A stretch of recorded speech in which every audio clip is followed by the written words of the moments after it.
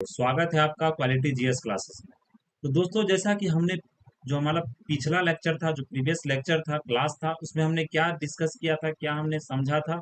उसमें हमने जो देखा था वो हमारा क्या था, जो प्रीवियस ईयर क्वेश्चन था, जो पूर्वालोकन बोल सकते हैं, या जो प्रीवियस ईयर पिछले साल का क्वेश्चन था 2023 का।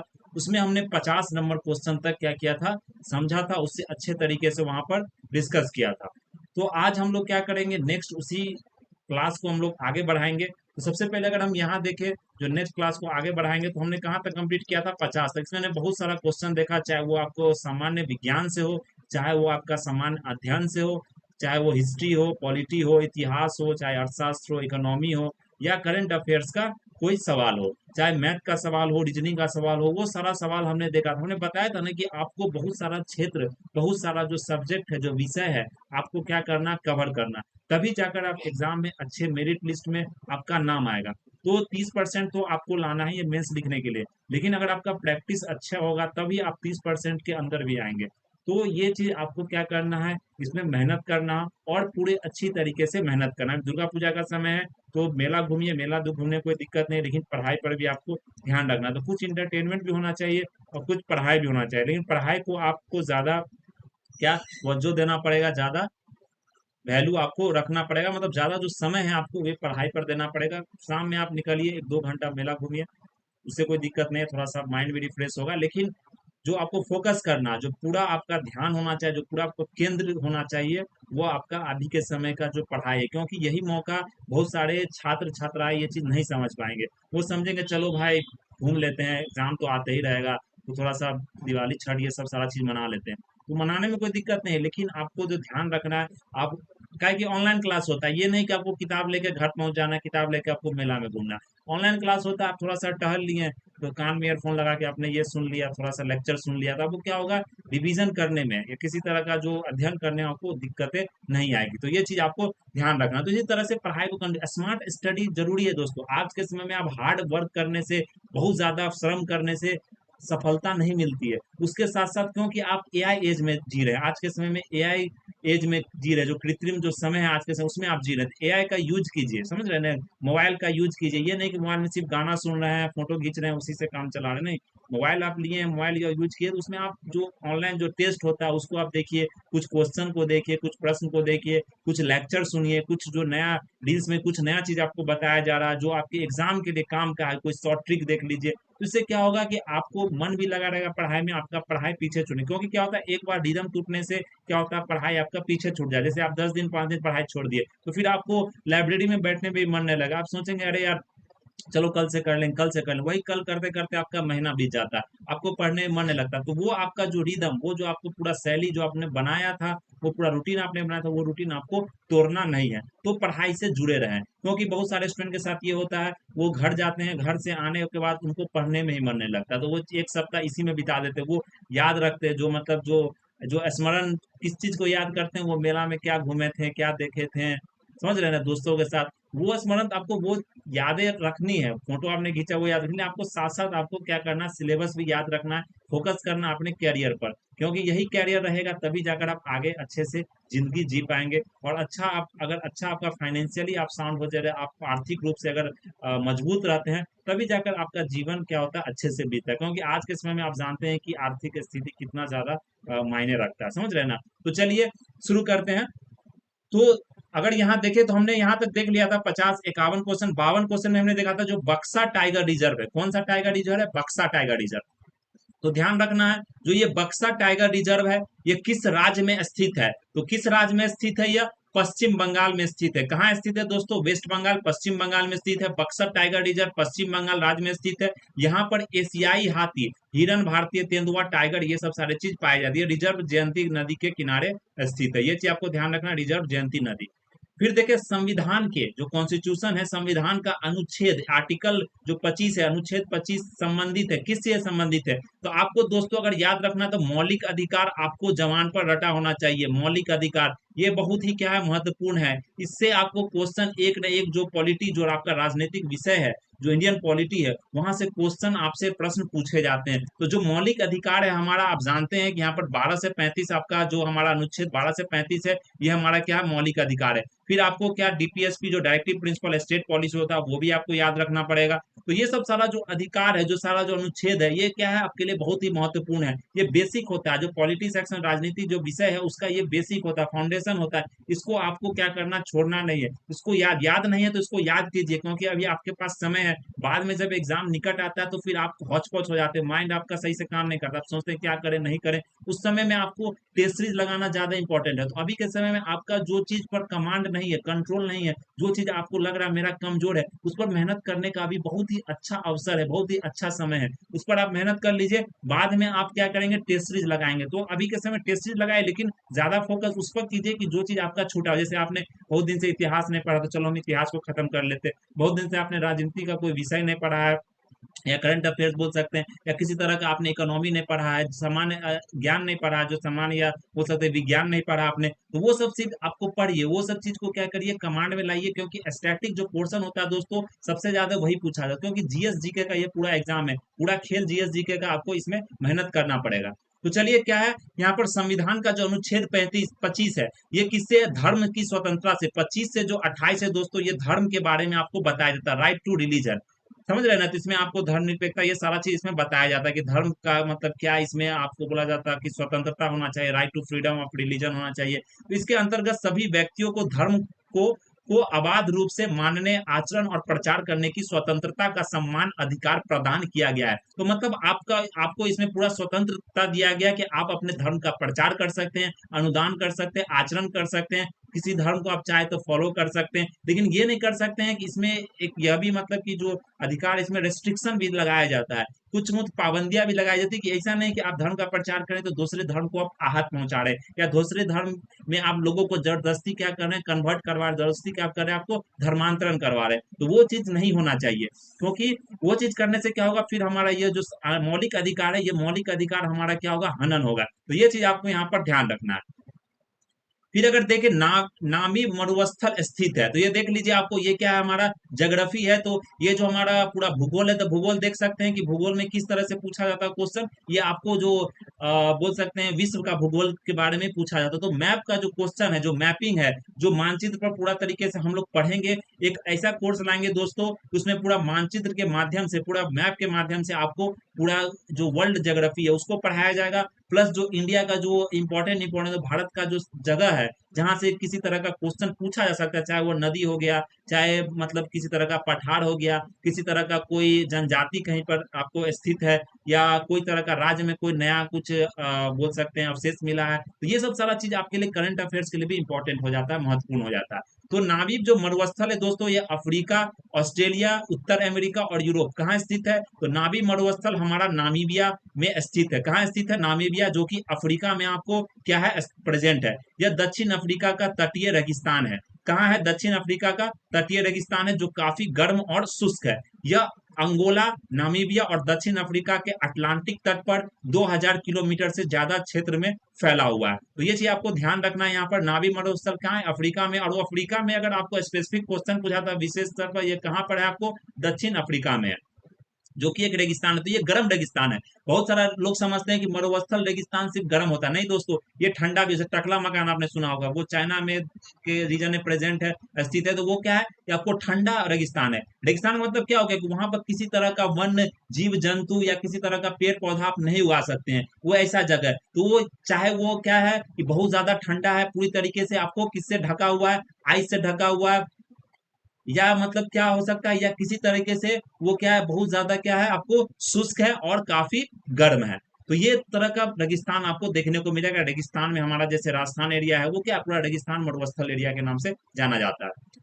पुस्तक हिंद स्वराज निम्नलिखित में से किसके द्वारा लिखी गई थी? ये बहुत दोस्तों आधुनिक भारत का हमारा क्वेश्चन है। तो देख सकते हैं सब आपको जो सब्जेक्ट है, जो सब आपका विषय है, उससे क्वेश्चन पूछा जाता है। आधुनिक भारत में जो हमारा साहित्य का जो मतलब किसने कौन सा साहित्य लिखा है, जो इंपॉर्टेंट जो बोलता है लिटरेचर का जो सोर्सेज है, या इंपॉर्टेंट जो आर्टिकल्स है, या मतलब बोल सकते हैं महत्वपूर्ण जो समाचार पत्र है, वो किनके द्वारा लिखा गया है, उससे क्वेश्चन आपसे पूछा जाता है। तो पुस्तक जो हिंद स्वराज है हमारा, निम्नलिखित में से किसके द्वारा लिखी गई है? तो महात्मा गांधी, तिलक, बाल गंगाधर तिलक, राजेंद्र प्रसाद या सरोजिनी नायडू। तो जो जो हिंद स्वराज है वो हमारा महात्मा गांधी द्वारा लिखा गया। अगर स्वराज की बात करें दोस्तों तो वो स्वराज हमारे सुभाष चंद्र बोस द्वारा लिखा गया था। तो हिंद स्वराज पुस्तक गांधी जी द्वारा 1909 ईस्वी में लिखी गई है। यह गुजराती भाषा में, किस भाषा में लिखी गई है? गुजराती भाषा में लिखी गई है। यह पुस्तक गांधी जी ने अपनी इंग्लैंड से दक्षिण अफ्रीका की यात्रा के समय पानी जहाज पर लिखी थी। तो जो वो जहाज से वो इंग्लैंड से दक्षिण अफ्रीका की तरफ जा रहे थे, तभी उस अंतराल में उन्होंने यह किताब लिखा। कौन सा किताब? हिंद स्वराज, जो कि 1909 में लिखा गया था। और ये कौन से भाषा में लिखा गया है? यह गुजराती भाषा में लिखा गया है। तो इतना चीज आपको ध्यान रखते हैं। एक एक हम क्वेश्चन से, एक प्रश्न से हम देख सकते हैं तीन चार हमें जो जानकारी है वो जानकारी हमें प्राप्त हो रही है। तो वो जानकारी आपके लिए बहुत ही क्या है, महत्वपूर्ण है। फिर अगर अगला देखें हम लोग, वर्तमान में केंद्रीय सतर्कता आयुक्त कौन सी है? तो वर्तमान में केंद्रीय सतर्कता आयुक्त कौन है? पीके श्रीवास्तव, नीतू। ये आपका करंट अफेयर्स का, तो आज के समय में ये क्या हो गया, चेंज हो गया था। जैसे उस समय वर्तमान में भारतीय केंद्रीय सतर्कता आयुक्त सी प्री के श्रीवास्तव थे। तो ये चीज आपको देख लेना, आज के समय जब करंट अफेयर्स पढ़ रहे हैं तो करंट अफेयर्स में आपको ये सब सारा चीज अपने क्या करना पड़ेगा, अपडेट रखना पड़ेगा।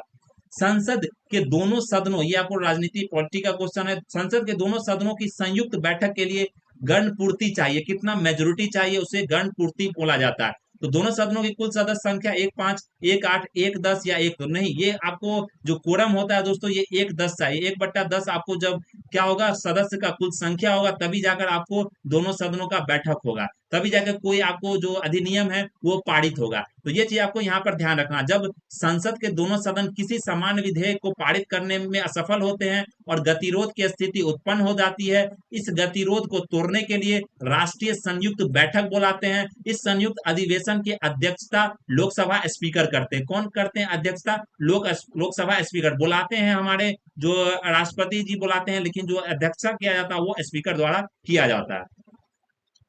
फिर अगर अगला देखें, भारत के प्रति वर्ष आर्थिक सर्वेक्षण कौन प्रकाशित करता है? तो भारत में प्रति वर्ष आर्थिक सर्वेक्षण क्या होता है दोस्तों? इकोनॉमिक सर्वे की हम बात करते हैं यहाँ पर। तो वित्त मंत्रालय, भारतीय रिजर्व बैंक, योजना आयोग, नीति आयोग, ये सबसे आपसे सबसे एक सिंपल सवाल है, सबसे आसान सवाल है। सभी जानते हैं कि ये फाइनेंस का पूरा डिपार्टमेंट होता है, पूरा वित्त मंत्रालय के अंदर में ये आता है। तो ये क्या होता है, वित्त मंत्रालय भारत सरकार। इसमें स्पेसिफिक पूछ दिया जाएगा तो क्या होता है, बजट डिवीजन, इकोनॉमिक डिवीजन। तो वो आपसे इसमें नहीं पूछा, लेकिन आपको याद रखना है। तो बजट से रिलेटेड जो सवाल होता है, जो आर्थिक सर्वेक्षण या आर्थिक स्थिति का जो सवाल होता है, वो भी सवाल आपके लिए महत्वपूर्ण होता है। तो जो जिस समय आप एग्जाम, जैसे 2025 में अगर एग्जाम हो रहा है, 2026 में एग्जाम हो रहा है, अगर समझिए कि मार्च में हो रहा है, या अगर 2025 में हो रहा था, 2025 का जो बजट है, जो इकोनॉमिक सर्वे, आर्थिक सर्वेक्षण, उसको आपको पूरा रटना पड़ेगा। तभी जाकर आप उसमें क्या करेंगे, क्वेश्चन को, प्रश्न को बना सकेंगे, क्योंकि इसमें बहुत ज्यादा डाटा आपसे पूछा जाता है। समझ रहे हैं ना? तो वो चीज को आपको ध्यान रखना पड़ेगा। भारत के आर्थिक और कौन से मतलब बोल सकते हैं अनुच्छेद के नीचे ये मतलब पब्लिश किया जाता है, वो भी से आपको ध्यान रखना पड़ेगा। तो वित्त मंत्रालय भारत सरकार द्वारा यह प्रकाशित किया जाता है। वित्त मंत्रालय के तहत काम करने वाले आर्थिक मामलों का विभाग इसे सर्वेक्षण दस्तावेज को तैयार करते हैं। ये आपका मैथ का क्वेश्चन है, ब्याज का। ये चीज आप यहाँ पर सॉल्व कर लीजिएगा फॉर्मूला को लगाकर। तो मैथ का, रीजनिंग का बहुत इजी क्वेश्चन होता है दोस्तों, लेकिन छोड़ना नहीं है। क्वेश्चन समान अलग है, क्वेश्चन बोल सकते हैं कि आसान है, लेकिन छोड़ना नहीं है, क्योंकि यही से आपका मेरिट लिस्ट डिसाइड होता है कहीं, क्योंकि 30% आपको लाना है। तो अगर आपका थोड़ा सा भी जीएस जीके में गलत हो जाता है, तो मैथ से आपका क्या होता है कि सीट पक्का हो जाता है। आप मतलब मेंस लिखने के मतलब कि मेंस आपका क्या होता है, आप मतलब प्रीलिम्स क्वालिफाई कर पाते, समझ रहे हैं? तो आप मेंस लिखने के काबिल हो जाते हैं। तो ये चीज आपको ध्यान रखना है। संसाधन जो वर्षों के उपभोग से समाप्त हो जाते हैं उन्हें क्या कहते हैं? नवीकरणीय, अनवीकरणीय, संरक्षित या आरक्षित। तो जो संसाधन जो वर्षों के उपभोग से समाप्त हो जाते हैं उसे अनवीकरणीय बोला जाता है। ये वे संसाधन जो वर्षों के उपभोग से समाप्त हो जाते हैं उन्हें अनवीकरणीय संसाधन कहते हैं। जैसे पेट्रोल, कोयला आदि, इन्हें अनवीकरणीय संसाधनों के अंतर्गत रखा जाता है। जीवों के परिरक्षित अवशेष कहलाते हैं। जीवों के परिरक्षित अवशेष को क्या बोलते हैं? जीवाश्म, चट्टान, अवसाद या ये सभी। तो जो जीवों के परिरक्षित अवशेष क्या कहलाते हैं? जीवाश्म कहलाते हैं। पृथ्वी पर किसी समय जीवित रहने वाले अति प्राचीन सजीवों के परिरक्षित अवशेषों या उनके द्वारा चट्टानों में छोड़ी गई छाया को जो पृथ्वी की सतहों या चट्टानों की परतों में सुरक्षित पाए जाते हैं उन्हें जीवाश्म कहते हैं। तो इसे फॉसिल, जो फॉसिल्स आप बोलते हैं ना, क्या क्या होता है, सुरक्षा सुरक्षित रहता है। इससे हमें पता चलता है किसके बारे में, इतिहास के बारे में, कि किस तरह का उस समय जीव होगा, क्या उसका रहन सहन होगा, क्या मतलब किस तरह से वो रहते होंगे। तो वे सब सारा चीज हमें पता चलता है। बाबू जगजीवन राम छात्रावास योजना का संबंध विद्यार्थियों के लिए छात्रावास निर्माण से है। तो कौन से कैटेगरी के छात्रों के लिए यह जो बाबू जगजीवन राम छात्रावास योजना है, तो ये आपको नाम से ही पता चल जाएगा, जगजीवन राम से, ये एससी कम्युनिटी के लिए है, ये चीज आपको ध्यान रखना है। बाबू जगजीवन राम, इनका स्वतंत्रता में मतलब बहुत ज्यादा योगदान था इनका, जगजीवन राम का, ये चीज आपको ध्यान रखना है। तो ये छात्रावास योजना का संबंध अनुसूचित जाति के विद्यार्थियों के लिए छात्रावास निर्माण है। इस योजना के उद्देश्य अनुसूचित जाति के विद्यार्थियों को गुणवत्तापूर्ण शिक्षा प्रदान करने के लिए समर्थ बनाना है और उन्हें प्रोत्साहित करना है। क्या करना है? उन्हें प्रमोट करना, प्रोत्साहित करना है। कौन सी भारतीय कंपनी बहुराष्ट्रीय निगम नहीं है? बहुराष्ट्रीय निगम कौन सी भारतीय कंपनी नहीं है? बहुराष्ट्रीय निगम क्या होता है? एमएनसी कंपनी जिसको आप बोल सकते हैं। बीएसएनएल, टाटा मोटर्स, रैनबैक्सी और एशियन पेंट्स, तो ये सब सारा बहुराष्ट्रीय आपको विदेश में भी कंपनी देखने को मिलेंगे। लेकिन ये बीएसएनएल आपको नहीं है, भारतीय सरकार का एक अपना कंपनी है बीएसएनएल, जो आप जिसका सिम आप यूज करते हैं। लेकिन ये बीएसएनएल सिर्फ काम के लिए, कोई इसका मतलब न सिम काम करता है, कभी नेटवर्क चला जाता है, भले ये सस्ता है लेकिन बकवास है। एक ऐसी कंपनी जो एक समय से अधिक देशों में पंजीकृत रहकर अपना कारोबार करती है, वो उसे हम बहुराष्ट्रीय निगम कहते हैं, जिसे एमएनसी कंपनी, आप मल्टीनेशनल कंपनी कह सकते हैं। दिए गए विकल्पों में आपको बीएसएनएल सही उत्तर है। फिर भारत के स्वदेशी, अगला क्या है हमारा प्रश्न? भारत के स्वदेशी, जहां जरूरी है दोस्तों किसी संक्षेप में उसे बताना, विस्तार से बताना, वो सवाल पर वो प्रश्न को हम लोग अच्छे से विस्तार से समझ रहे हैं, पूरे अच्छे से उसे हम क्या कर रहे हैं, डिस्कस कर रहे हैं, आपको डिस्क्राइब कर रहे हैं। लेकिन जहां पर जरूरत नहीं है उसे हम वन लाइनर है जो, उसे आपको उतना ही समझना पड़ेगा। जैसे करंट अफेयर्स, करंट अफेयर्स में कुछ आपको समझाया नहीं जा सकता है, जैसे किसी तरह का कोई मंगलयान आपको छोड़ा जा रहा है, या किसी तरह का कोई इसरो द्वारा कोई मतलब प्रोजेक्ट बनाया जा रहा है, सरकार द्वारा कोई मिशन बनाया जा रहा है, या कोई बोल सकते हैं कि पॉलिसी बनाए, तो ये सब क्या है, एक सिंपल सवाल है, एक आप बोल सकते हैं वन लाइनर है, तो इसमें आपको कुछ समझने की जरूरत नहीं है। इसको आपको क्या करना पड़ेगा, याद रखना पड़ेगा। इसमें कोई आपका कोई चारा नहीं है, कोई किंतु परंतु नहीं, आपको याद करना ही पड़ेगा, कोई असमंजस आपको इसमें नहीं रखना। भारत के स्वदेशी लाइट कॉम्बैट एयरक्राफ्ट तेजस ने अपने हथियार क्षमता के 5वीं जनरेशन की air to air combat missile को जोड़ा है। तो कौन सा मिसाइल है दोस्तों? Prithvi one, Python 5, Agni one, Shaurya. तो ये पाइथन 5 जो मिसाइल है, ये तेजस का जो मिसाइल है, जो 5वीं जनरेशन की एयर टू कॉम्बैट मिसाइल को जोड़ा है। तो स्वदेशी लाइट कॉम्बैट एयरक्राफ्ट तेजस ने अपने हथियार क्षमता में 5वीं जनरेशन की Python 5 air to air combat missile को जोड़ी है। बिहार में कौन सा राज्यपाल भारत के राष्ट्रपति बने हैं? तो कौन से राज्यपाल भारत के राष्ट्रपति बने? ये बहुत ही सिंपल सा प्रश्न है, आप सभी लोग जानते होंगे, बिहार के रहने वाले, या मतलब आपने कोई भी एग्जाम दिया होगा तो इस तरह का सवाल आपसे पूछा जाता है। तो प्रतिभा पाटिल, प्रणब मुखर्जी, एपीजे अब्दुल कलाम, या रामनाथ कोविंद। तो किसने, कौन से हैं? रामनाथ कोविंद, जो कि बिहार के गवर्नर राज्यपाल भी रह चुके हैं। तो 26वें राज्यपाल थे ये रामनाथ कोविंद, जो कि अभी जानते हैं जो इलेक्शन कमीशन का जो पूरा जो गठन, वन नेशन वन इलेक्शन का जो पूरा मतलब कि आयोग के जो चेयरमैन थे, जो पूरा मतलब एक तरह से कमिटी कमीशन बनाया गया था, उनके चेयरमैन को उनका चेयरमैन था, उस पूरा कमिटी का चेयरमैन था वो हमारे जो माननीय रामनाथ कोविंद जी को यहाँ पर क्या किया गया था, नियुक्त किया गया था। तो भारत के वो 14वें राष्ट्रपति के रूप में कार्य किया गया। तो आज आज कितने नंबर के राष्ट्रपति आपको ध्यान रखना, रामनाथ कोविंद का कौन है? हमारे महोदय जो माननीय कौन है, श्रीमती द्रौपदी मुर्मू जी। तो ये चीज आपको ध्यान रखना था। रामनाथ कोविंद का जन्म उत्तर प्रदेश के कानपुर में हुआ था। हाल ही में इन्हें वन नेशन वन इलेक्शन के कार्यक्रम की समीक्षा समिति का अध्यक्ष नियुक्त किया गया। फिर अगर यहाँ पर अगला देखिए, Nathpa Jhakri, Nathpa Jhakri hydel power project Bharat के राज्य में स्थित है। तो कौन से राज्य में ये झाकड़ी है दोस्तों? तो झाकड़ी कहाँ स्थित है? ये हिमाचल प्रदेश में आपको स्थित है। तो Nathpa Jhakri hydel project, hydel project mainly मतलब बोल सकते हैं आपको, ये किससे आपको बिजली जो पैदा किया जाता है, प्रोडक्शन जो किया जाता है, हाइडल प्रोजेक्ट है, पानी का यूज करके बहुत बड़ा डैम इस तरह का बनाया जाता है। तो ये पावर प्रोजेक्ट है जो कि भारत में और हिमाचल प्रदेश में स्थित है। फिर चमगादड़ तथा पंछी के पंख है, ये आपको ध्यान रखना दोस्तों। समवृत्ति, समजात अंग, या जटिल अंग, या अवशेषी अंग। तो क्या होता है कि दोस्तों कभी कभी क्या होता है, जो पक्षी का जो पंख होता है, ये आपको चमगादड़, चमगादड़ दोस्तों मैमल है, क्या है, मैमल है, लेकिन पक्षी अलग, जिसे हम एवियन बोलते हैं। तो ये क्या है आपको, तो इसमें बताया जाता है कि दोनों के पंख में क्या समानता है, मतलब कि एनालोगस है या समजात अंग है, तो इसे बोला जाता है समजात अंग। समजात अंग क्या होता है दोस्तों? दोनों का जो यूज होता है, जो उपयोग होता है, वो उड़ने के लिए होता है, लेकिन विकासवादी उत्पत्ति अलग अलग है, लेकिन उनके कार्यों में समानता है। इसको हम लोग क्या समजात अंग बोलते हैं। तो इसमें आपको ध्यान रखना पड़ेगा, यह आपको सामान्य विज्ञान का क्वेश्चन है, प्रश्न है, यहाँ से पूछा जाता है। फिर है इंडियन नेशनल कांग्रेस का प्रथम अध्यक्ष कौन थे? तो प्रथम अध्यक्ष कौन थे? जो इंडियन नेशनल कांग्रेस का जो गठन हुआ था दोस्तों 1885 में हुआ था, वो सभी जानते हैं। 28 दिसंबर को हुआ था, जिस वर्ष गांठ मनाया जाता 28 दिसंबर को 1885 ईस्वी में इसका गठन हुआ था। किसके बोल सकते हैं कि मौजूदगी में, या किसने इसको करवाया था, किसके प्रमोशन बोल सकते हैं प्रमोट किया था इसके गठन के लिए? तो एओ ह्यूम, एलियन एलेवियन, क्या नाम था उसका? एलन ऑक्टेवियन ह्यूम नाम था।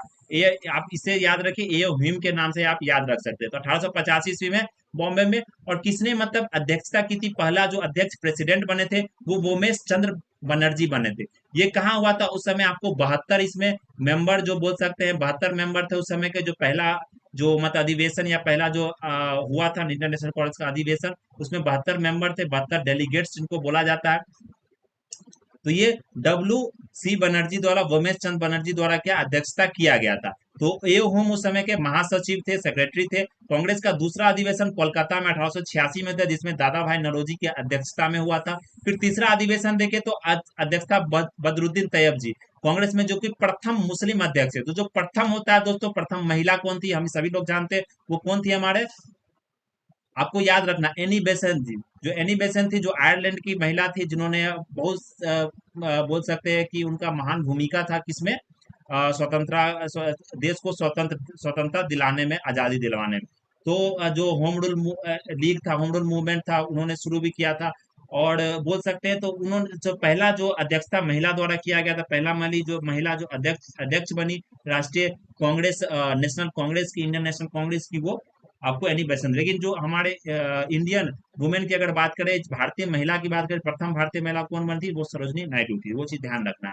तो आपको याद रहना चाहिए पूरा अधिवेशन, जो अधिवेशन पूरा 1885 से लेकर 1945, 1947, 50 तक हुआ था, वो पूरा अधिवेशन में किसने अध्यक्षता किया, कब अध्यक्षता हुआ, कौन से अध्यक्षता में क्या इंपॉर्टेंट महत्वपूर्ण आपको योजनाएं दिया गया, योजनाएं डिसीजन दिया गया, वो सारा चीज आपको कौन से जगह पर हुआ, ये चीज आपको ध्यान रखना पड़ेगा। ये आपको बहुत ही महत्वपूर्ण बेसिक क्वेश्चन है, जो कि पॉलिटी सेक्शन का है। समझ रहे हैं ना?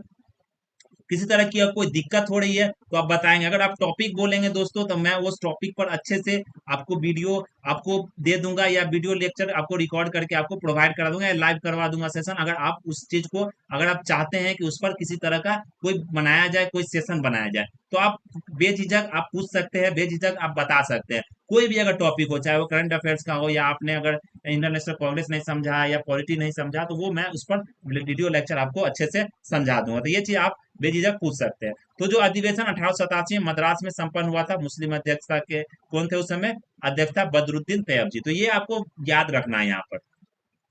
समझ रहे हैं ना?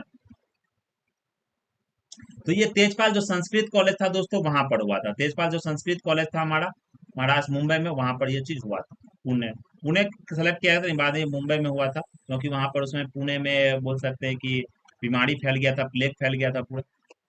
तो चलिए अगला हमारा क्या है, E20 क्या है?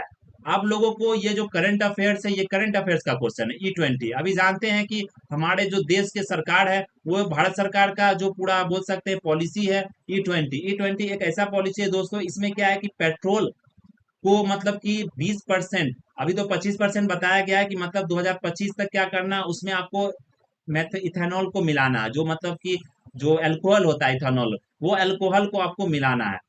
तो ये अल्कोहल मिलाने से क्या होता है कि जो पॉल्यूशन है, जो प्रदूषण है, जो पेट्रोल या डीजल का जो प्रदूषण है, वो कम हो जाता है। इससे क्या होता है कि पेट्रोल का जो खपत है वो भी कम हो जाता है। बहुत सारे इससे फायदे हैं। समझ रहे हैं ना? तो सरकार का ये पूरा बोल सकते हैं टारगेट है 2025 तक, जो कि सरकार ने 2030 तक था, लेकिन 2025 तक सरकार ने रखा और इसे पूरा भी कर लिया। तो ये क्या, पर्यावरण बचाने के 20 लक्ष्य नहीं, ये गलत है। पर्यावरण आर्थिक सुधार, ये भी गलत। आर्थिक समूह, अल्कोहल मिश्रित पेट्रोल, तो ये चीज आपको यहाँ पर ध्यान रखना है। 20% पेट्रोल आपको इसमें क्या करना है, मिलाना है।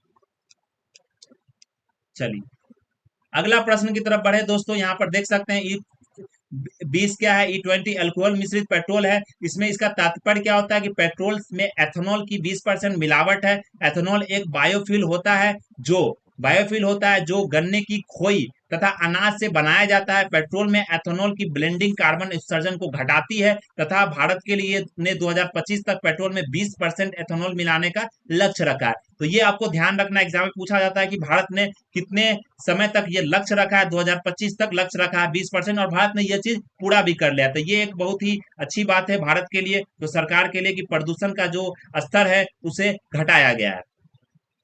अगला देखिए, एक आवश्यक तत्व है जिसका उपयोग प्रोटीन के संश्लेषण में किया जाता है। प्रोटीन को सिंथेसिस करने में, संश्लेषण में किया जाता है। नाइट्रोजन, मैंगनीज, फास्फोरस या जिंक। तो इसमें नाइट्रोजन है जिसका आपको संश्लेषण, प्रोटीन को संश्लेषण में किया जाता है। यह नाइट्रोजन का उपयोग किया। नाइट्रोजन प्राकृतिक रूप से उपलब्ध गैस है, वो आवश्यक तत्व है जिसका उपयोग प्रोटीन के संश्लेषण में किया जाता है। पौधों की वृद्धि एवं विकास के लिए प्रोटीन संश्लेषण आवश्यक होता है। नाइट्रोजन गैर मौजूदगी में प्रोटीन संश्लेषण असंभव होता है। अंतर्राष्ट्रीय शांति दिवस, ये इंपॉर्टेंट है दोस्तों। इंटरनेशनल पीस डे, ये कब मनाया जाता है? 21 सितंबर, 12 अक्टूबर, 4 दिसंबर, 19 नवंबर। तो ये जो दिवस है दोस्तों, ये पूछा जाता है। जैसे बीपीएससी का देखिए, दो प्रश्न पूछा गया था 71वीं में। एक पूछा गया था कि ओजोन दिवस कब मनाया जाता है, एक पूछा गया था कि होलोकास्ट डे कब मनाया जाता है। तो वो आपको यहाँ पर, जैसे 16 सितंबर का वो डेट था, वो चीज आपको ध्यान रखना, जिसे हम ओजोन दिवस मनाते हैं। तो ये जो हमारा अंतर्राष्ट्रीय शांति दिवस है, ये हम 21 सितंबर को मनाते हैं। कब मनाते हैं? 21 सितंबर को मनाते हैं। विश्व शौचालय दिवस है, जो वर्ल्ड आपको सैनिटेशन डे है, शौचालय दिवस है। यह कब मनाया जाता है? आपको 19 सितंबर को, नवंबर को मनाया जाता है। ये सारा आपको इंफॉर्मेशन, सारा आपको जो जानकारी है, यह आपको याद रखना पड़ेगा। फिर अगर नौसेना दिवस की बात करें तो ये 4 दिसंबर को मनाया जाता है। वायुसेना दिवस की बात करें, ये 8 अक्टूबर को आपको मनाया जाता है।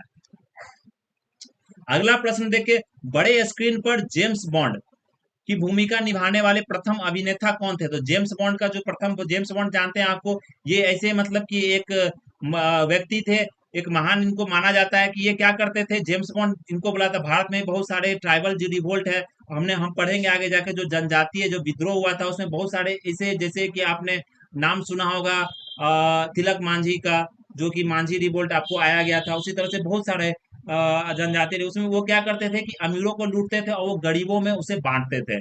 बहुत सारे मतलब जो जमींदार होते थे, तालुकदार, उनको लूटते थे और गरीबों को मारते थे। इसको जेम्स जेम्स बॉन्ड बोला जाता है।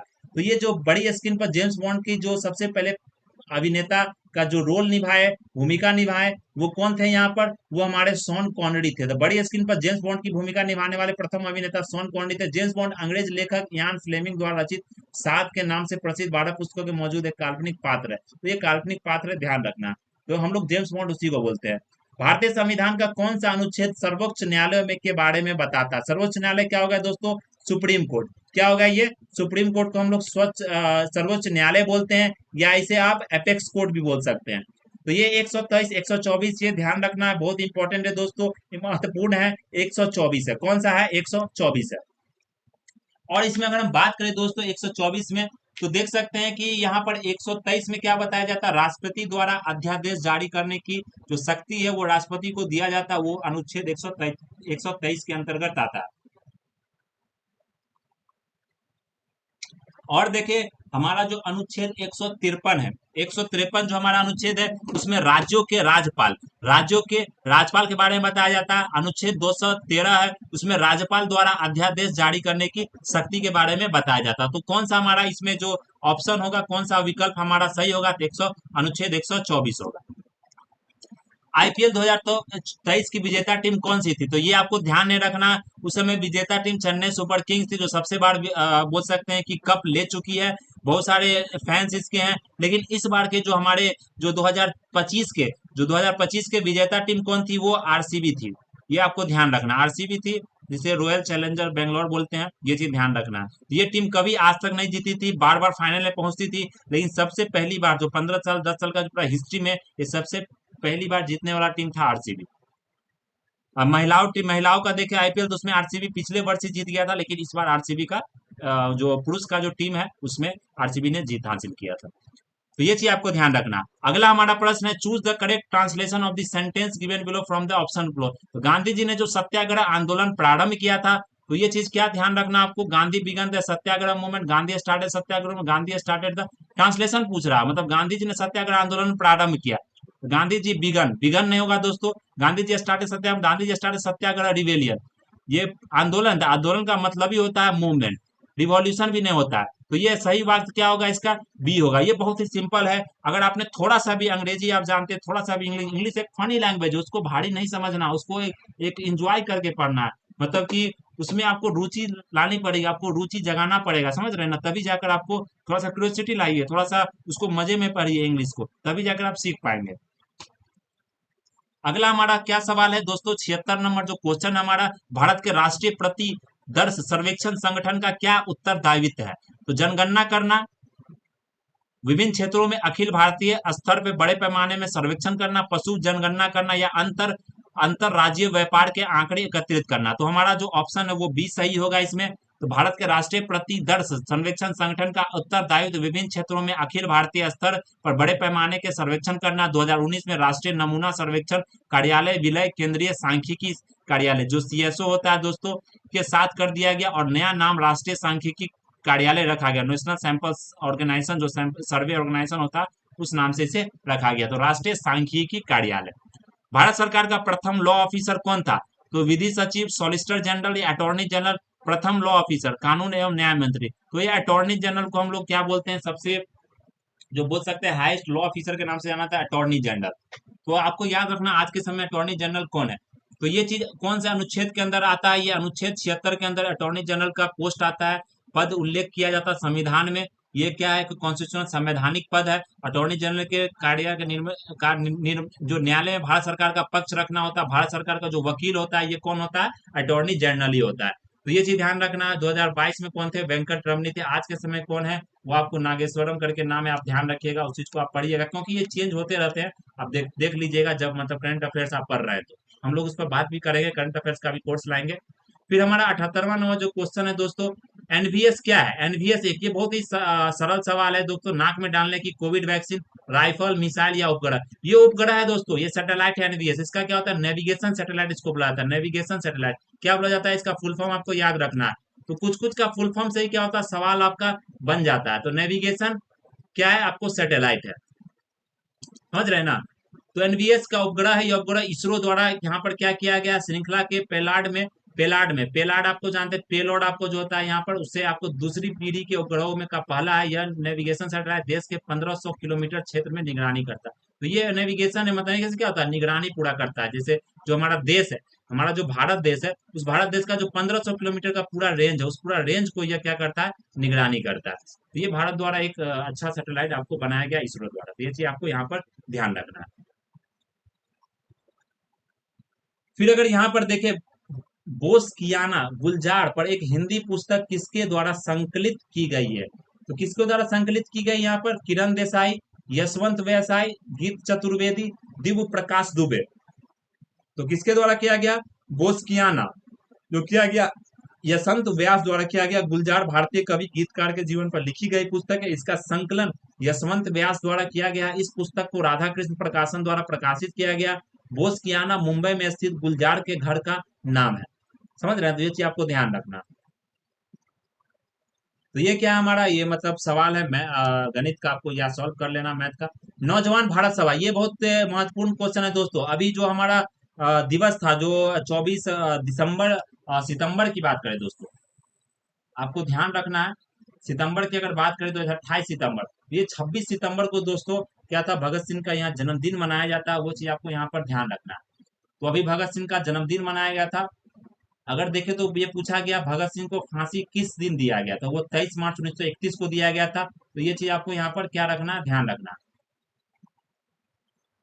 तो ये चीज आपसे पूछा जाता, तो भगत सिंह द्वारा जानते हैं कि वे बहुत ही महान क्या थे, एक स्वतंत्रता सेनानी थे भगत सिंह, जिनका जन्म पंजाब में लाहौर में हुआ था। और ये उन्होंने 23 साल की उम्र में ही उनका जो पूरा, अगर आप देख 27 सितंबर को, ये ध्यान रखना दोस्तों, जो नौजवान भारत सभा की स्थापना किया गया था, लेकिन ये 27 सितंबर को उनका क्या हुआ था, यहाँ पर जन्म हुआ था। 27 सितंबर को उनका क्या हुआ था, यहाँ पर जन्म हुआ था।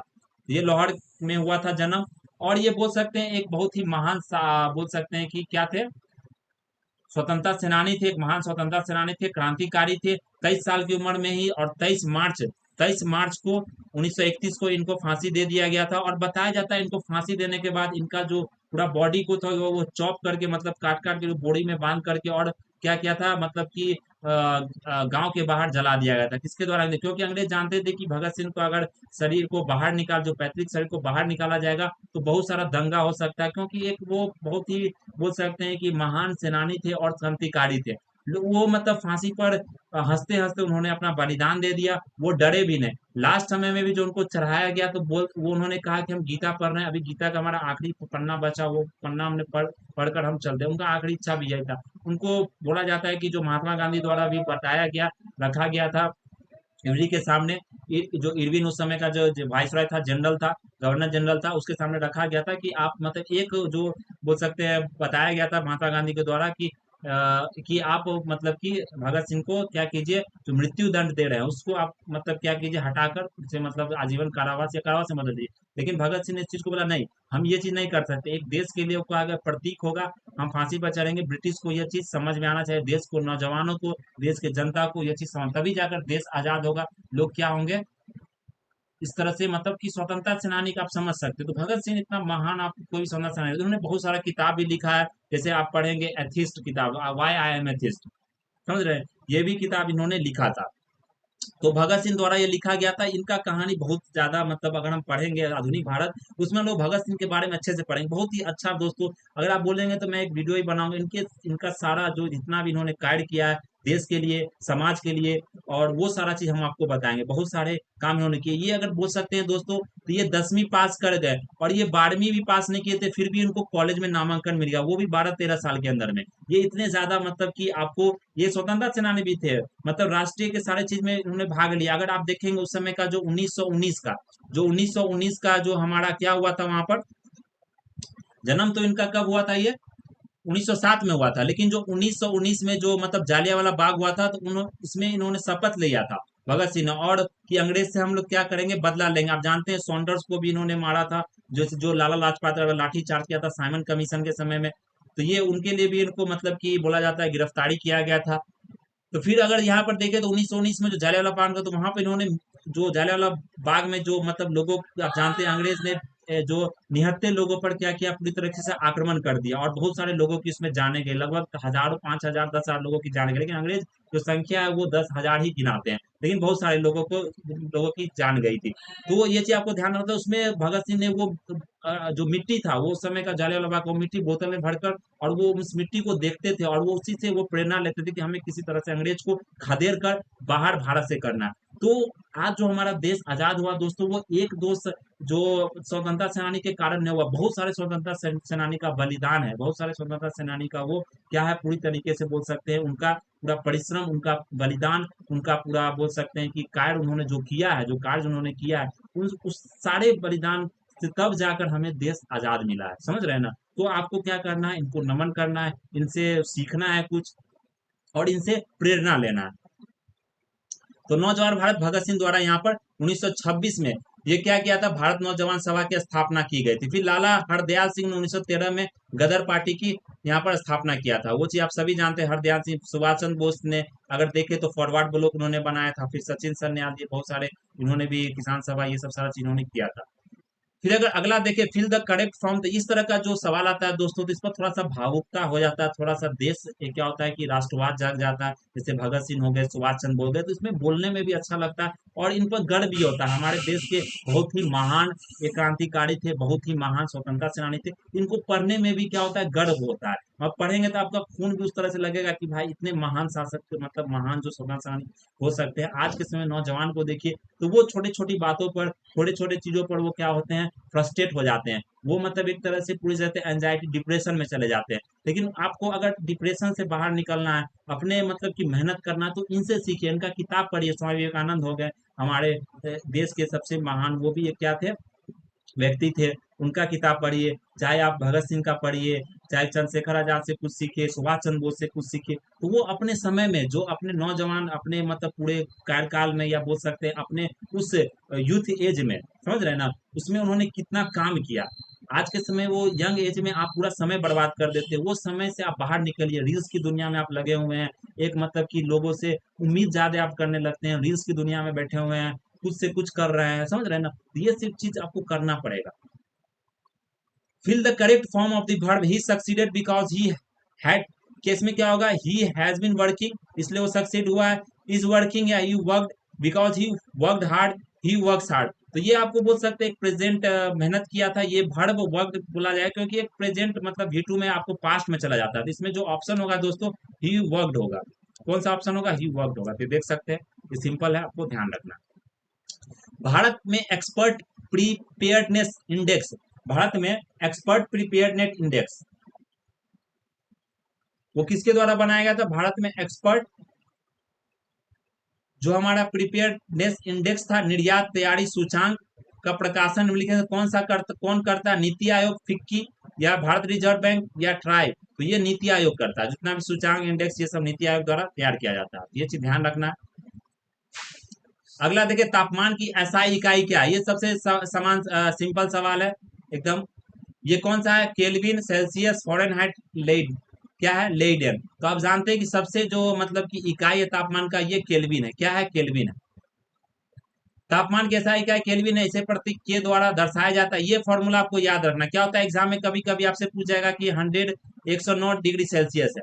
अब इसको क्या करना है, आपको कन्वर्ट करना है, ये मैथ का सवाल की तरह, ये साइंस भी हो गया और मैथ भी हो गया। इस तरह का सवाल आपसे पूछा जाता है कि 109 डिग्री क्या है, ये आपका सेल्सियस है, और इसको आपको क्या करना है, किसमें, फॉरेनहाइट में कन्वर्ट करना है, या आपको केल्विन में कन्वर्ट करना है। तो ये फॉर्मूला आपको याद होना चाहिए, C/5 इक्वल टू F-32/9। ये चीज आपको यहाँ पर ध्यान रखना है।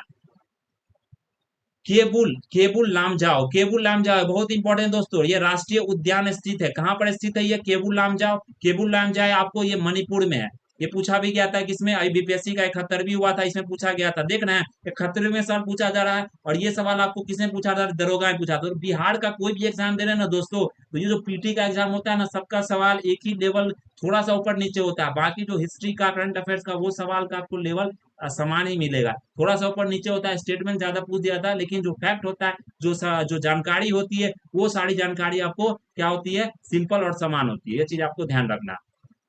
तो केबुल लामजा राष्ट्रीय उद्यान मणिपुर में स्थित है। ये भारत का एकमात्र तैरता हुआ राष्ट्रीय उद्यान है।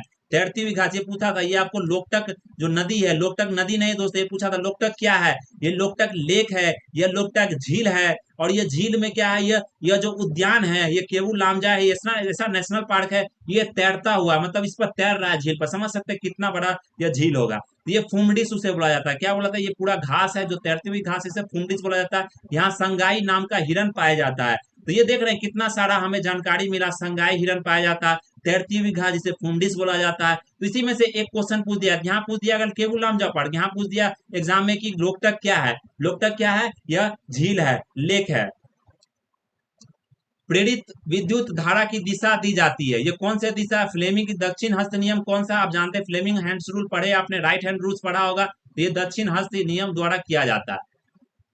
तो इसमें क्या होता है कि यहाँ दाएं हाथ, बाएं हाथ नहीं, दाएं हाथ, राइट हैंड रूल्स होता है दोस्तों। इसमें अनुसार यदि दाहिने हाथ का अंगूठा, दाहिने हाथ का अंगूठा, जैसे ये आपका ये उंगली हो गया, समझिए। तो ये किस तरह से फिगर बनाया, आप फिगर देख सकते हैं, इस तरह का बनाते हैं। 5 उंगली हो गया ना, 1 2 3 4, 5 उंगली होता है, किसी का 6 भी होता है, तो 6 आपको इसमें नियम नहीं है, ये 5 उंगली है। तो 5 उंगली का, तो ये आपको क्या हो गया, जो अंगूठा का, जो ये आपको पूरा अंगूठा हो गया। तो ये अंगूठा हमारा क्या है, ये तर्जनी और मध्यम उंगली, ये अंगूठा होता है, ये तर्जनी, और ये आपका क्या होता है यहाँ पर, ये मध्यम उंगली होता है, ये मध्यम होता है, समझ रहे हैं, ये मध्यम उंगली होता है। तो ये मध्यम उंगली जब परस्पर लंबवत हो, जब कब हो, सब 90 डिग्री का एंगल बना रहा हो, ये सब क्या हो आपका 90 डिग्री का एंगल बना रहा है, समझ रहे हैं, ये पूरा 90 डिग्री का जब एंगल बना रहा है, तब जाके क्या होता है, लंबवत हो तो अंगूठी चालक की गति का दिशा निर्धारित करती है। तर्जनी उंगली चंबुकीय क्षेत्र, मैग्नेटिक फील्ड के बारे में बताता है, और ये मध्यम उंगली आपको धारा की दिशा, करंट का जो फ्लो है उसको आपको बताती है। ये चीज आपको ध्यान रखना है। भारत में मनरेगा कब लागू किया गया था, ये बहुत इंपॉर्टेंट है दोस्तों। ये मनरेगा जो लागू हुआ था, उसमें मनमोहन सिंह, जो हमारे प्रधानमंत्री मनमोहन सिंह, जो हमारे लेट, अब इनको स्वर्गीय मनमोहन सिंह बोलते हैं क्योंकि इनका निधन हो गया। तो ये मनमोहन सिंह द्वारा किया गया था, आपको यहाँ पर ध्यान रखना है। ये बहुत ही महान एक बोल सकते हैं प्रधानमंत्री रहे। इन्होंने अपने समय जो फाइनेंशियल क्राइसिस हुआ था, जो वित्तीय घाटा से हमारे देश गुजर रही थी, जो आर्थिक स्थिति बहुत ज्यादा खराब हो गया था 1991 में, तो जो सोना हमने गिरवी रखा था बैंक ऑफ इंग्लैंड में, उस समय हमारे देश को इन्होंने बचाया था। किसी तरह का कोई बोल सकते हैं कि किसी तरह का कोई इफेक्ट कोई नहीं हुआ था हमारे देश में। तो ये मतलब कि बहुत ही महान फाइनेंस मिनिस्टर भी रह चुके हैं। वो आपको प्रधानमंत्री भी रह चुके थे। तो ये भारतीय के मनरेगा का जो वर्ष 2006 में शुरू किया गया, इसका पूरा नाम क्या है दोस्तों? मनरेगा का इंग्लिश में भी आपको ध्यान रखना है। तो ये महात्मा गांधी, अगर इंग्लिश के आप छात्र है या इंग्लिश में याद रखना चाहते हैं, महात्मा गांधी राष्ट्रीय, एमजी नरेगा होता है ना, एमजी नरेगा, महात्मा गांधी नेशनल, क्योंकि ये ग्रामीण क्षेत्र में नौकरी देता है, national rural employment employment guarantee guarantee act 2006 में इसे लागू किया गया था। तो वर्ष 2009 में इसका नाम नरेगा था, लेकिन इसे मनरेगा रख दिया गया। इसका उद्देश्य ग्रामीण क्षेत्रों में 100 दिनों, अभी बताया जा रहा है कि सरकार बोल रही कि हम इसे 100 से 150 दिनों कर देंगे, लेकिन ये गारंटी युक्त रोजगार आपको उपलब्ध कराएगा। सूखाग्रस्त एवं आदिवासी क्षेत्रों में ये 150 दिनों का रोजगार देती है। तो इसमें जो वेज दिया जाता है दोस्तों, इसका वेज अभी बढ़ाया गया, 200 कुछ रुपया किया गया, कहीं 300 रुपया होता है। तो समय मतलब कि बोल सकते हैं कि काम के अनुसार इसका जो पूरा निर्धारण किया जाता है कि कितना आपको वेज दिया जाएगा, कितना आपको यहाँ पर सैलरी दिया जाएगा, मतलब कि रोज का जो मतलब भत्ता होता है, जो रोज का आप बोल सकते हैं दिहाड़ी होता है, वो कितना दिया जाएगा। फिर अगर यहाँ पर देखिए every one calls him a peace maker change into passive voice, तो पैसिव वॉइस में कन्वर्ट करना है इसको। तो he a peace maker, he is called to be everyone speak, he is called a peace maker. तो इसका क्या होगा? He is called a peace maker. इसमें आपको पास्ट टेंस में लेकर जाना पड़ता है, एक्टिव पैसिव वॉइस आपने पढ़ा होगा। आंख और उसके रोगों से संबंधित चिकित्सा शास्त्र, मेडिसिन की शाखा को क्या कहते हैं? तो ऑन्कोलॉजी। ये क्या होता है? आपको कैंसर से संबंधित होता है। ऑप्टोमेट्री, ओडोंटोलॉजी, ये आपको क्या होता है दोस्तों? ऑप्थेमोलॉजी। ओडोंटोलॉजी क्या होता है दोस्तों? ये आपको हड्डी उड्डी रोग से संबंधित होता है। ऑप्टोमेट्री अलग है, ये ऑप्थोमेलॉजी होता है। क्या होता है? ऑप्थेलोमोलॉजी। ये ऑप्थेलोमोलॉजी जो होता है ये आंख से संबंधित होता है, ये चीज ध्यान रखना है। तो ऑप्टोमेट्री क्या होता है? आंखों की जांच कर चश्मे और लेंस को इसमें दिया जाता है, ऑप्टोमेट्री। ऑन्कोलॉजी में क्या होता है कि कैंसर रोग का यूज किया जाता है इसमें। ऑन्टोलॉजी में क्या होता है? दांत से संबंधित होता है, हड्डी नहीं दांत से संबंधित होता है, ये चीज ध्यान रखना। निम्नलिखित में से कौन सी विशेषता खनिज पदार्थों में नहीं पाई जाती है? ये प्राकृतिक प्रक्रिया द्वारा बनते हैं, इनका एक विशिष्ट रासायनिक संगठन होता है, ये खत्म नहीं हो सकते, इनका फैलाव एक समान नहीं होता, ये खत्म नहीं हो सकता। ऐसा नहीं है दोस्तों, ये भी खत्म हो सकते हैं, क्योंकि आप ओवर यूज कीजिएगा, ज्यादा उपयोग कीजिएगा तो आज के समय में अधिक अतिशय दोहन के कारण क्या हो गया? बहुत सारा खनिज आपका खत्म होने लगा है। पेट्रोलियम जो प्रोडक्ट्स वो सब होता है। कोरापुट खाने भारत के किस राज्य में स्थित है? तो ये कोरापुट जो खान है दोस्तों, कहाँ स्थित है ये दोस्तों? ये ओडिशा में स्थित है। आपको ध्यान रखना, यहाँ पर बॉक्साइट का माइन है, खान है यहाँ पर, तो चूना पत्थर और बॉक्साइट का मान है, जहाँ यहाँ से आपको बॉक्साइट से क्या निकलता है? एल्यूमिनियम निकलता है। चूना पत्थर आप जानते हैं जिससे सीमेंट वेमेंट बनता है। औरंगजेब की मृत्यु हुई थी, आप सभी जानते हैं, बहुत ही इंपॉर्टेंट क्वेश्चन है। 1707 में औरंगजेब के बारे में बहुत चर्चा किया जाता था, कहीं भी उसका मकबरा उखाड़ दिया, बोलता था औरंगजेब है औरंगजेब है, बहुत सारा रील्स भी वायरल होता था। तो औरंगजेब के बारे में आपको यहाँ पर ध्यान रखना। 1707 में मृत्यु हुई थी, 3 मार्च 1707 में अहमदनगर में मृत्यु हुई थी। इसका शासन आपको पूरा 50 साल लगभग चला था, 1658 1707 में। बहुत ही बोल सकते क्रूर शासक माना जाता है, जो धर्म परिवर्तन का जो पूरा एकदम बोल सकते कट्टर बोलते इस्लामिक का जो पूरा फैलाता था, फैलाव करता था, पूरा कट्टर मुसलमान था ये। इसका उत्तराधिकारी मोहम्मद आजम बहादुर शाह प्रथम था। निम्न मूल्यों में से सरकार फसलों के समर्थन में कौन से मूल्य की घोषणा करती है?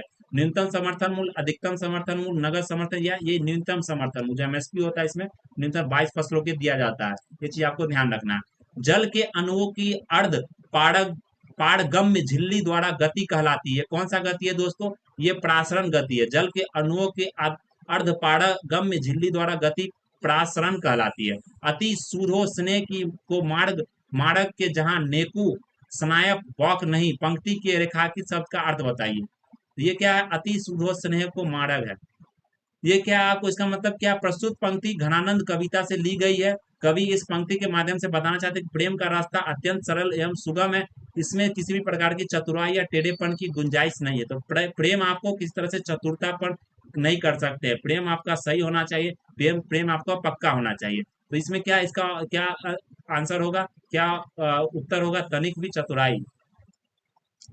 तो इस तरह का सवाल आप बना भी सकते हैं, स्किप भी कर सकते हैं। They the left early they would have reached by now, इसमें बताया सकता है क्या आपको यहाँ पर भरा जाएगा? तो दिए गए वाक्य में स्नातक बी आपको विकल्प है। हैड दे लेफ्ट अर्ली, अगर वो पहले मतलब कि वहां से निकलते तो वो जल्दी पहुंच सकते थे यहाँ पर। तो ये इमेजिनेटिव सेंटेंस है, इसमें आपको ध्यान रखना। फिर अगर कोइलूर पुल, ये इंपॉर्टेंट है दोस्तों, कोइलूर कोइलूर पुल ये कहाँ पर है दोस्तों, ये सोन नदी पर बनाया गया कोइलूर पुल, इंपॉर्टेंट है, बिहार से रिलेटेड है, पूछा जाता है आपको। कोइलवर पुल संबंधित है 1862, बिहार के भोजपुर जिले में सोन नदी पर स्थित है। इसे अब्दुल बाड़ी पुल के नाम से जाना जाता है, यह इसका आधिकारिक नाम है। यह रेल शाह रोड रूट पुल जो पटना और आरा को जोड़ता है। आईपीएल 2023 में रॉयल चैलेंजर्स बेंगलोर को कप्तान कौन था? तो सभी जानते हैं विराट कोहली। इसका उस समय फाफ डुप्लेसिस, विराट कोहली कप्तान से हट गया था तो फाफ डुप्लेसिस था। अभी भी कप्तान विराट कोहली ने नहीं किया था, क्योंकि कप्तान रहता था तो बहुत ज्यादा मतलब डिप्रेशन में चला जाता था, बहुत ज्यादा इस पर भार हो जाता था, ये सही से प्रदर्शन नहीं कर पाता, तो ये कप्तान जब हटा तभी जाकर इसका प्रदर्शन भी अच्छा रहा। तो अंतर्राष्ट्रीय जैव विविधता दिवस, देखा दिवस से दो क्वेश्चन पूछा गया कि थीम क्या थी। फ्रॉम एग्रीमेंट, थीम भी याद रखना आपको, फ्रॉम एग्रीमेंट ये उसी समय का याद रखना जैसे 2025 है, तभी 2025 का आपको थीम याद रखना, कहाँ हुआ था ये भी याद रखना, सम्मेलन जैसे किसी तरह का होता है। तो बिल बैक बायोडाइवर्सिटी, ये चीज आपको ध्यान रखना है। यहाँ पर कौन सा था, यहाँ पर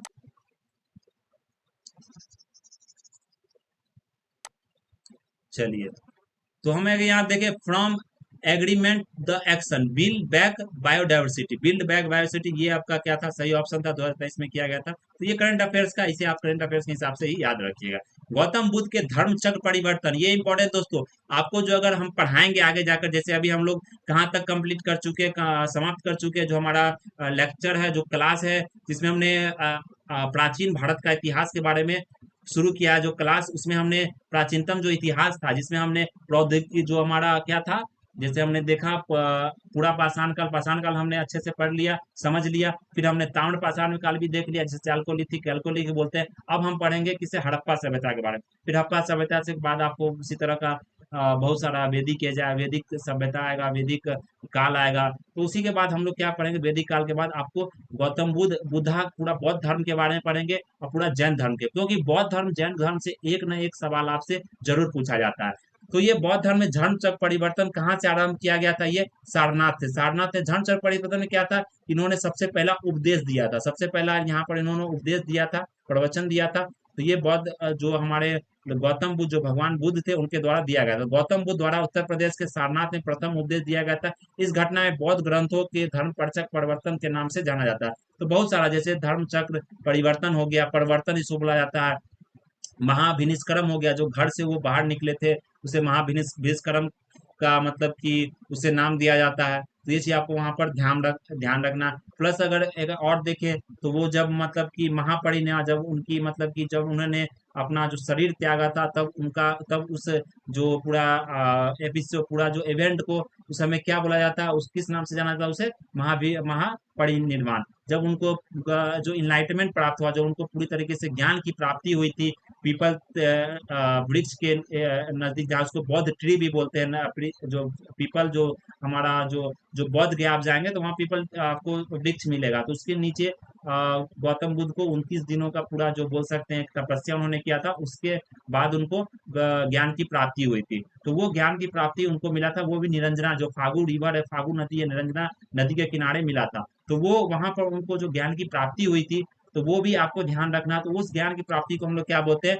निर्वाण बोलते हैं। क्या बोलते हैं उसको, निर्वाण बोलते हैं। तो ये चीज आपको यहाँ पर ध्यान रखना, समझ रहे हैं ना।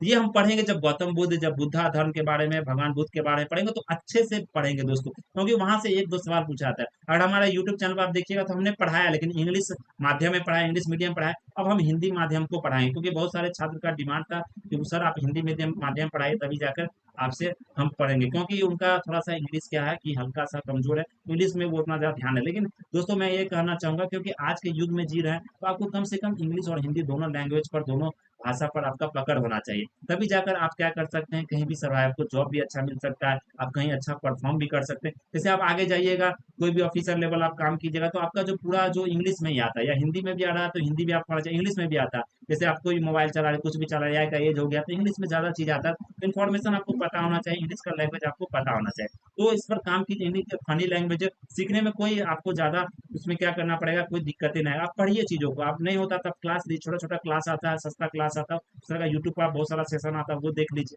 समझ रहे हैं ना। तो ये सब चीज कीजिए, मेहनत कीजिएगा, तभी जाकर इस चीज में आपको सफलता मिलेगी। तो चलिए दोस्तों, जो हमारा आज का जो पूरा क्लास था, जो आज का हमारा जो पूरा डिस्कशन था, वो हमने देखा, लोगों लगभग पूरा मतलब 1 घंटा का समय हो गया, लेकिन हमने अच्छे से यहाँ पर क्या किया, इसे अध्ययन किया, अच्छे से हमने चीज को समझा। तो समझना ज्यादा जरूरी है। समय आपके लिए क्या है, अभी समय बहुत है, आपको समय को आपको यूज करना है, इसको उपयोग में लाना है, समय को बर्बाद नहीं करना है। तो इस समय अगर आप इस चीज पर दे रहे हैं, मतलब मूवी सीरियल आज भी सीरीज देखने से अच्छा है कि आप इस पर समय दे रहे हैं, समझ रहे हैं ना। 3 घंटा 10 घंटा का देखने से अच्छा ऐसा समय दे रहे हैं, तो समय इस पर दीजिए, तभी जाकर कल्याण होगा, तभी जाकर आपका सफलता आपको हासिल होगी, और आपका क्या होगा, मेरिट लिस्ट में नाम आएगा, आप वर्दी पहनेंगे। तो ये चीज आपको यहाँ पर ध्यान रखना है। तो चलिए, आज के इस जो क्लास था, इस क्लास को हम लोग क्या करते हैं, यहाँ पर समाप्त करते हैं। तो धन्यवाद दोस्तों, जय हिंद, जय भारत।